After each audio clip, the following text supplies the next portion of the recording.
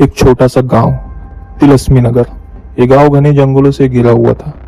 गांव वालों के बीच एक पुरानी बंद पड़ी कंपनी बड़ी चर्चे में थी, जिसे शापित इलाका कहा जाता था।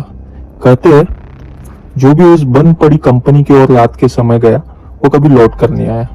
समीर और उसके 3 दोस्त विक्रम, चैताली और अजय गांव में रहते थे। चारों बहुत अच्छे दोस्त थे।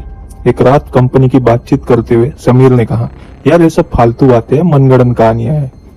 मैं कल रात उस कंपनी में जाऊंगा और तुम सबको दिखाऊंगा ये सिर्फ एक अफवाह है जो लोगों ने चर्चित की है।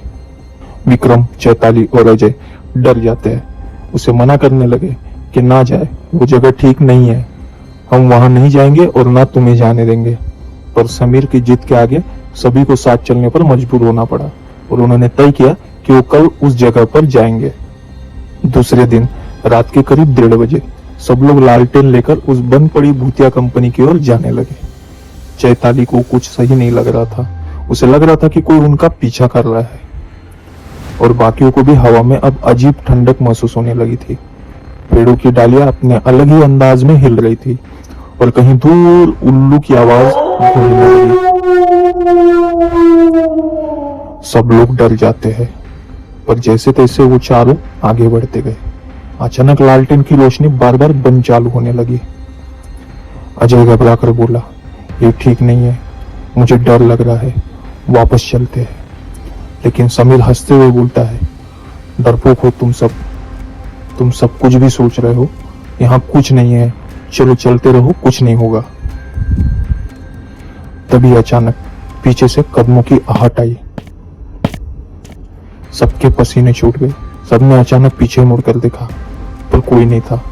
लेकिन मिट्टी पर सैकड़ों गिले पैरों निशान अपने आप बनते जा रहे थे और वो उनके ओर ही आ रहे थे, वो भी उल्टे कदम। चैताली जोरों से चीख पड़ी और डरते डरते बोली, ये सब क्या है? ये कोई आम बात नहीं है, सब हमारे सोच से परे है। चलो अभी भी कह रही हूँ, वापस चलते हैं। तभी अचानक हंसने की आवाज आने लगी।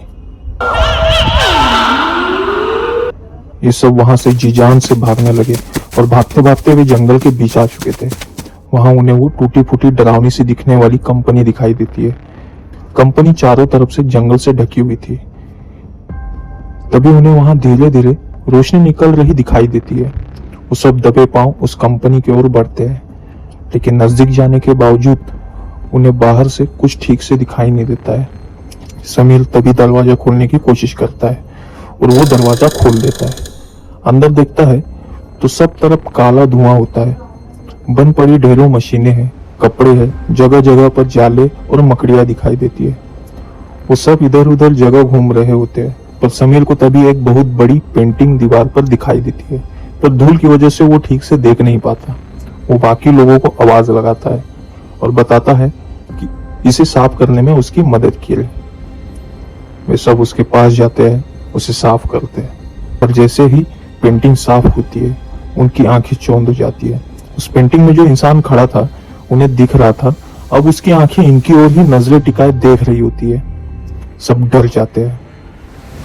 वो भागने की सोचते हैं, पर जैसे ही पीछे मुड़ते हैं उनके पीछे 15 से 20 लोग उन्हें नजर आते हैं, जिनमें कुछ आदमी, बूढ़े और औरतें भी थी। दिखने में वे सब पूरी तरह से जले हुए थे। कुछ की आंखें नहीं थी, किसी के कपड़े फटे हुए थे। उनको देखकर सब लोग डर जाते हैं। समीर तभी बोलता है, हमने यहाँ आकर बहुत बड़ी गलती कर दी है। अब उनके बचने का कोई रास्ता नहीं हो और उनको कोई रास्ता भी नजर नहीं आता है अब बच निकलने के लिए। विक्रम कांपते हुए बोलता है, समीर, पेंटिंग के पीछे मुझे एक बाहर जाने का रास्ता दिखाई दे रहा है, जल्दी से भागकर वहां से चले जाते हैं। समीर जोर से चिल्लाता है, भागो। वो सब दरवाजे की ओर भागने लगते हैं, लेकिन जैसे ही समीर दरवाजा खोलता है आग के गोले की तरह आग उनकी ओर बरस पड़ती है और सब तरफ आग लग जाती है। चारों अपना दम एक एक करके उस आग में चीखते चिल्लाते तोड़ देते हैं। उनकी चीखें पूरे जंगल को एक दर्द भरा एहसास दे जाती है और अचानक कुछ समय में सब शांत हो जाता है। सुबह गांव वाले जब कंपनी पर गए तो वहां किसी का नामो निशान नहीं था। सिर्फ मिट्टी पर 4 जोड़ी गीले पैरों के निशान थे जो उस भूतिया कंपनी की ओर जा रहे थे। दरअसल उस कंपनी में कुछ तांत्रिक उपकरण की खराबी के कारण आग लग गई थी और आग इतनी ज्यादा लगी कि मालिक के साथ सब जलकर वहीं खत्म हो गए थे। और कुछ दिनों बाद वहां से अजीब सी चीखने चिल्लाने की आवाजें आने लगी थी।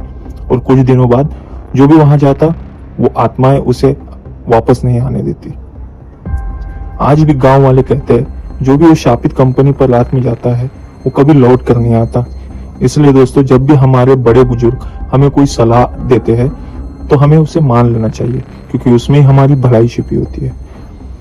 तो दोस्तों, अगर आपको ये कहानी अच्छी लगी हो तो वीडियो को लाइक और शेयर जरूर करें और हमारे चैनल को सब्सक्राइब करना ना भूलें।